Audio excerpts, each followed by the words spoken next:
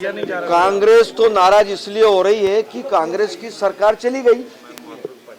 अब इसलिए उनके पास नाराजी के अलावा कुछ है नहीं। और सरकार क्यों गई इसका कारण जनता ने बता दिया कि झूठे वादे करके, झूठ बोल करके सरकार बनाई थी। किसानों का कर्जा माफ करने की बात उन्होंने कही थी कि 2 लाख का कर्जा माफ करेंगे, नौजवानों को भत्ता देंगे, महिलाओं को कहा कि समूह माफ करेंगे। ऐसे झूठे वादे करके, झूठ बोल करके सरकार बनाई थी, वो वादे पूरे किए नहीं। और इसी कारण उनके अपने परिवार के लोग कांग्रेस से नाराज होकर के, कमलनाथ जी से नाराज होकर के भारतीय जनता पार्टी में सम्मिलित हुए और भारतीय जनता पार्टी की सरकार बन गई। इसलिए वो नाराज हैं। जनता भी उनसे नाराज है कि उन्होंने झूठ बोल करके सरकार बनाई।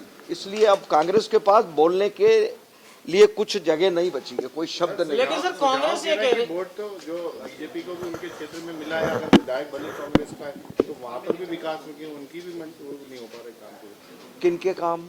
कांग्रेस में विकास के सब तरफ पूरे मध्य प्रदेश में जितना विकास हुआ है शायद कभी नहीं हुआ। भारतीय जनता पार्टी की सरकार में हमारे यशस्वी मुख्यमंत्री शिवराज सिंह जी चौहान के मार्गदर्शन में जो काम हुआ है, विकास के जो योजनाएं, जो जन कल्याणकारी योजनाएं बनी है, वो आज तक नहीं बनी और आज तक काम नहीं हुए। और ये पूरे हिंदुस्तान में ले लो, किसी भी प्रदेश में।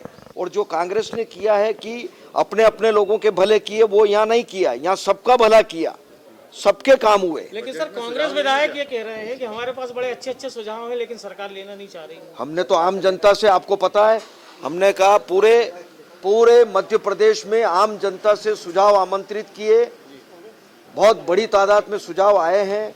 फिर हमने परिचर्चाएं भी की, उद्योगपतियों को हमने बुलाए थे, प्रशासन अकेडमी में हमने परिचर्चाएं की, बड़ी बड़ी परिचर्चा की, उनके सुझाव आए, लिखित में भी सुझाव मांगे।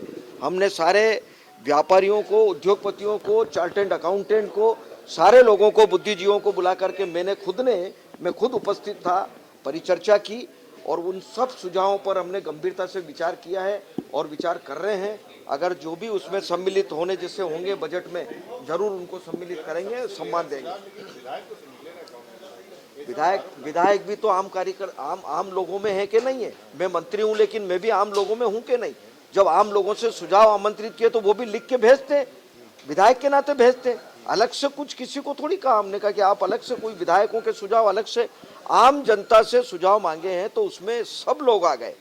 पहले सब लोग आम नागरिक ही हैं, फिर बाद में कोई दायित्व पर बैठे हैं, तो उसमें कोई, मुझे लगता है कोई दिक्कत नहीं है। और बजट जो आएगा वो जनहित का बजट और अच्छा बजट आएगा।